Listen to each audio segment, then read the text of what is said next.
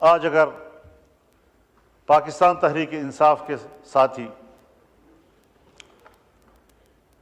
شکایت کر رہے ہیں،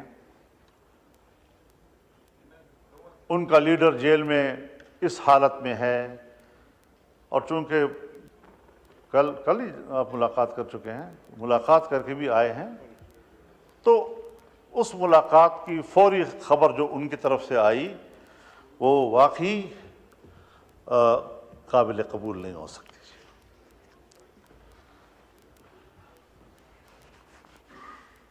جلسے اجتماعات وہ ایک جمہوری حقوق ہیں، اگر جمہوری حقوق میں کے دائرے میں کوئی فیصلہ کرتا ہے، جلسہ کرتا ہے، اس کو جلسے کا حق ہے۔ لیکن میں ایک بات واضح کر دینا چاہتا ہوں کہ اگر میاں نواز شریف صاحب پر ظلم ہوتا ہے، میاں شہباز شریف صاحب پر ظلم ہوتا ہے، آصف علی زرداری صاحب اور ان کی بہن کے ساتھ، ان کی جماعت کے سینئرز کے ساتھ زیادتی اور ظلم ہوتا ہے، اور میں ان کے ساتھ شانہ بشانہ کھڑا ہوں،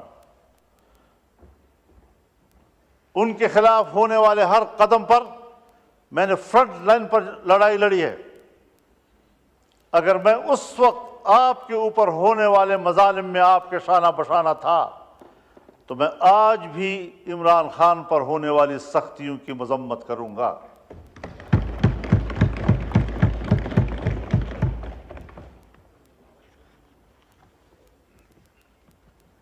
اس میں کوئی شک نہیں ہے کہ ایسے حالات پیدا کیے گئے کہ اپوزیشن تقسیم ہو جائے، لیکن میں نے نہ حکومت اور اپوزیشن کو تقسیم ہونے دیا ہے، اور نہ اپوزیشن کو آپس میں تقسیم ہونے دیا ہے، اور نہ پیپلز پارٹی اور مسلم لیگ کو آپس میں تقسیم ہونے دیا ہے۔ میں نے پیپلز پارٹی سے بھی، بلکہ حکومت سے بھی درخواست کی تھی کہ آپ یہ مسودہ شنگھائی کوآپریشن کانفرنس کے بعد کریں۔ میں نے پی ٹی آئی سے بھی درخواست کی تھی کہ ان دنوں میں آپ کسی قسم کا کوئی مظاہرہ نہ کریں۔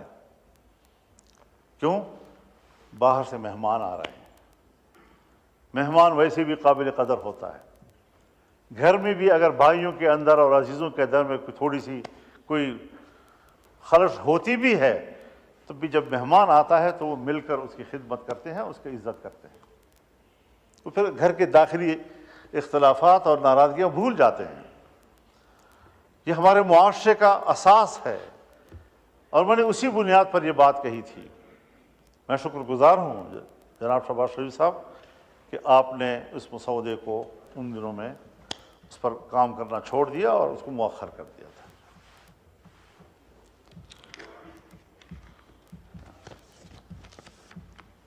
ان کاوشوں سے اور ان تبدیلیوں سے اس آئینی ترمیم کا جو مفہوم اور جس کا تصور تھا وہ مکمل تبدیل ہو گیا۔ ابتدائی مسودے کا تصور بالکل مختلف تھا، اور اب جو چیز ہم پاس کر رہے ہیں اس کا تصور اس سے بالکل مختلف ہے، اور اس صورت میں ہمیں کسی قیمت پر قابل قبول نہیں تھا، اور آج ہم متفقہ طور پر اس کو دستاویز بنا کر اسمبلی سے پاس کرانا چاہتے ہیں، پارلیمنٹ سے پاس کرانا چاہتے ہیں۔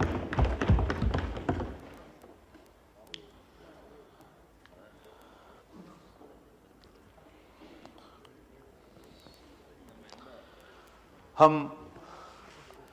آج بھی ایک بات کہنا چاہتے ہیں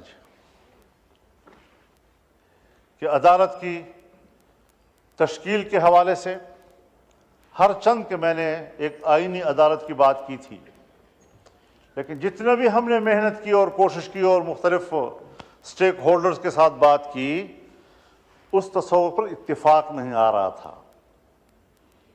کوئی کہہ سکتا ہے کہ وہ آئیڈیل ہے، اس طرح ہونا چاہیے، میں آج بھی اس نظریے کے ساتھ جنگ نہیں لڑ رہا ہوں۔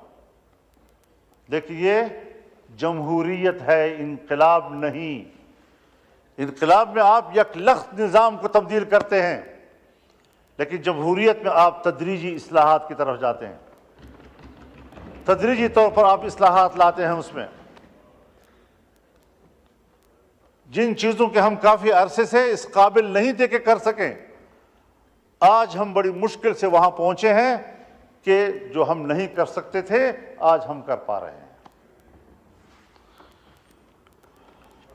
اس حوالے سے میں یہ بھی عرض کرنا چاہوں گا کہ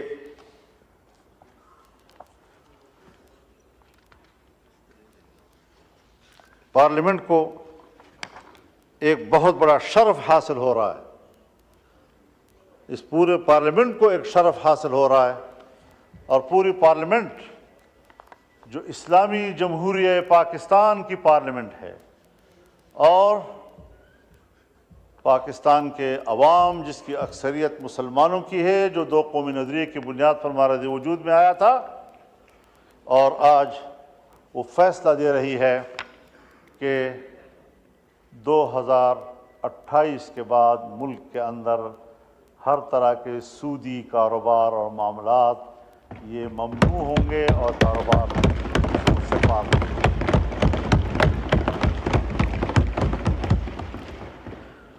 یہ آج بہت بڑا فیصلہ ہم نے کیا ہے۔ ہمارے کورٹ نے فیصلہ کیا، 1997 میں فیصلہ کیا، لیکن نظر ثانی کیسوں کے نتیجے میں آج تک اس کے کوئی فیصلہ نہیں آ سکا۔ ابھی پھر شریعت کورٹ نے اس کے حوالے سے فیصلہ کیا، لیکن کمرشل بینک، عام بینک، وہ دوبارہ نظر ثانی میں چلے گئے، اور وہ اتنی کمزور عدالت ہے ہماری شریعت کورٹ کہ اس کے خلاف کوئی درخواست دے دے تو ان کا فیصلہ معطل ہو جاتا ہے۔ اب اس کو مضبوط بنانا ہے، اور اللہ تعالیٰ نے بڑے واضح طور پر فرمایا ہے،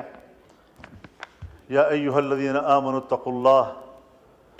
وذروا ما بقی من الربا ان کنتم مؤمنین، کہ اللہ سے ڈرو اور تمہارے ذمے جو سود کا کوئی مال ہے اس کو چھوڑ دو اگر تم ایمان والے ہو، اور اگر نہیں کرتے فإن لم تفعلوا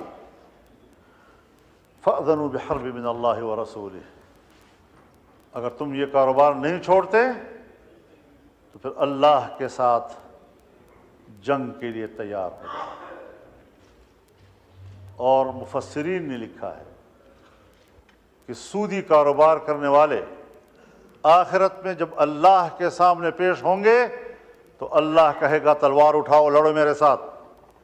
جنگ کرو میرے ساتھ اگر تیرے اندر ہمت ہے تو۔ کیا وہ اللہ کے سامنے تلوار اٹھا سکے گا؟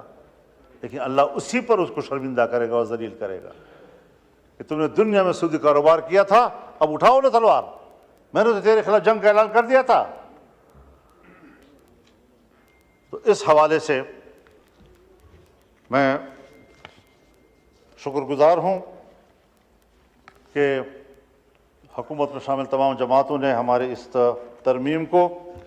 قبول کر لیا ہے، اور ہم اللہ سے من حیث القوم معافی مانگیں، اور یہ پارلیمنٹ قوم کی نمائندہ ہے۔ ہم جب یہاں پر بیٹھ کر اس 77 سالوں کا جرم اس پر اللہ سے معافی مانگیں گے تو اللہ غفور الرحیم ہے، انشاءاللہ وہ پورے قوم کو معاف کر دے گا۔ ہر بات، یعنی آپ خود اندازہ لگائیں، جب پاکستان بنا اور ہم نے اسٹیٹ بینک آف پاکستان بنایا تو اسٹیٹ بینک آف پاکستان کی افتتاحی تقریب سے قائد اعظم محمد علی جناح نے خطاب کرتے ہوئے فرمایا کہ مغرب کے نظام معیشت نے ہمارے لیے مشکلات پیدا کی ہیں، بلکہ انسانیت کے لیے مشکلات پیدا کی ہیں۔ ہم ملک میں وہ نظام معیشت لائیں گے جو اسلامی تعلیمات کے مطابق ہوگا۔ ہر بات پہ ہم قائد اعظم کا حوالہ دیتے ہیں، یہاں ہمیں ان کا حوالہ کیوں بھول گیا؟ ہم نے کیوں اس ملک کے نظام کو ٹھیک نہیں کیا؟ تو یہ بھی آج اس ترمیم کی بہت بڑی کامیابی ہے